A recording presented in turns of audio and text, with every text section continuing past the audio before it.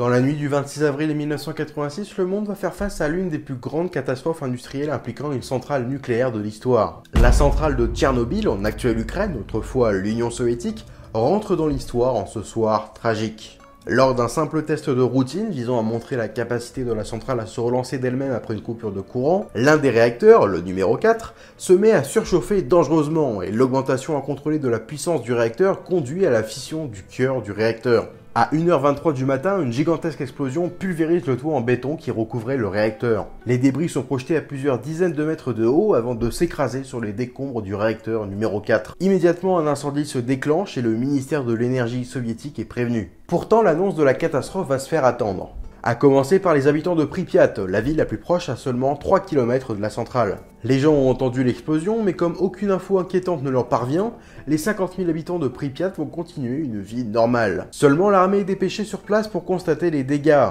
Les premiers rapports parlent d'un incident sans grande importance et que, je cite, « le réacteur n'est probablement pas endommagé ».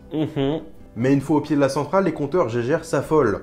Et c'est là qu'on comprend que ce qui vient de se passer est bien plus grave qu'annoncé. Il faudra attendre le lendemain, soit 30 heures après l'explosion du réacteur, pour que l'ordre d'évacuation soit donné. C'est alors que 1225 bus sont chargés d'emmener la population à l'écart de la zone irradiée. La plupart pensent partir pour quelque temps seulement, mais ils ne se doutent pas encore qu'ils ne remettront plus jamais les pieds dans leur ville. Mais il est trop tard, le nuage radioactif a déjà envahi la ville et s'apprête à déferler sur l'Europe. Mais au final, on a pris cette menace un peu trop à la légère et c'est ce qui va conduire à l'un des plus grands drames de Tchernobyl. Promettant à des jeunes hommes de pouvoir échapper au service militaire, beaucoup sont envoyés et appelés liquidateurs pour déblayer le toit de la centrale des nombreux débris contaminés. Sans protection efficace, certains mourront quelques jours après leur passage sur les toits de la centrale.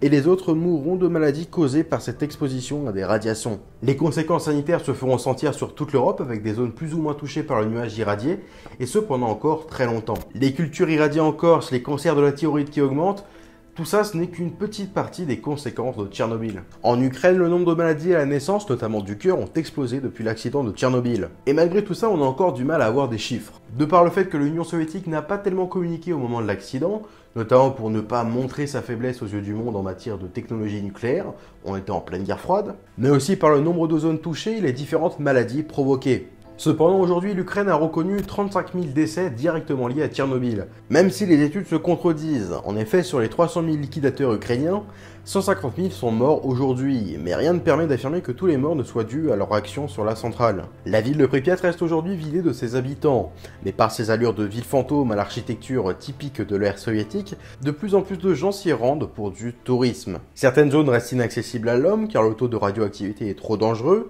Pourtant, la première chose que l'on remarque lorsque l'on voit les images de Pripyat aujourd'hui, c'est la nature qui a totalement repris ses droits. Et la nature, on va en parler. C'est directement lié au titre. On a vu les conséquences sur la santé de ceux qui ont été exposés aux nuages radioactifs. Mais qu'en est-il pour les animaux qui, eux, vivent dans la zone irradiée depuis la catastrophe? Qu'est-ce que ça donne? Car ouais, aujourd'hui, on sait que la faune est de plus en plus nombreuse autour de l'ancienne centrale de Tchernobyl.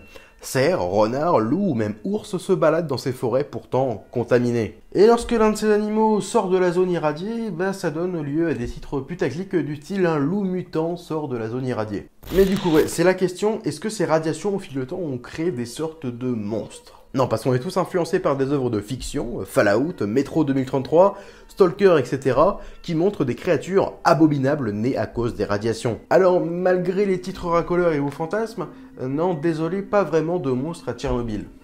Enfin, j'ai dit pas vraiment. Alors en réalité, la plus grosse conséquence connue de Tchernobyl, ce sont les cancers de la glande de la thyroïde chez les enfants. Quant aux images où l'on voit des enfants mal formés, rien n'a été encore prouvé comme quoi ces malformations étaient causées directement par les radiations. Quant aux animaux, pas de loup à 3 têtes ou d'élan à 8 pattes. Et pourtant, on sait bien que la radioactivité est le phénomène qui conduit le plus de mutations, que ce soit sur l'homme ou l'animal. Cependant, le terme mutation ne veut pas du tout dire super pouvoir ou abomination. Bien évidemment que la radioactivité est dangereuse pour l'homme et la nature. C'est pas pour rien qu'on cherche désespérément à savoir comment est-ce qu'on va se débarrasser de nos propres déchets nucléaires.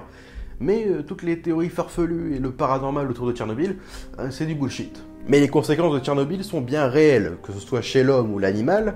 Les animaux que l'on voit gambader sur certaines vidéos d'exploration de Tchernobyl, malgré le fait que physiquement ils semblent tout à fait normaux, on sait qu'ils ont plus de chances de développer des maladies, et notamment des cancers au même titre que l'homme. La zone de 30 km qui entoure Tchernobyl devient même une véritable réserve naturelle pour les animaux, avec une population qui a considérablement augmenté depuis la chute de l'URSS. Marina, là, chercheuse à l'Institut de zoologie de... là aussi. Bref, l'Académie des sciences d'Ukraine déclare même qu'actuellement à Tchernobyl, la plus grande menace pour les animaux est bel et bien l'homme et non la radioactivité. Et conclut par « Les animaux sont sans doute la conséquence la plus positive de cette terrible catastrophe ».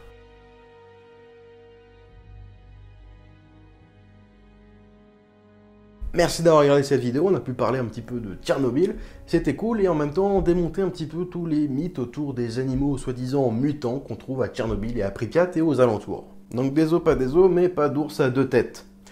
Tu peux t'abonner, liker, commenter et aller me soutenir gratuitement sur Utip, merci énormément à ceux qui le font, et moi je vous donne rendez-vous à la prochaine. I don't want to set the world on fire. I just want to start a flame in your heart. In my heart I have but one desire.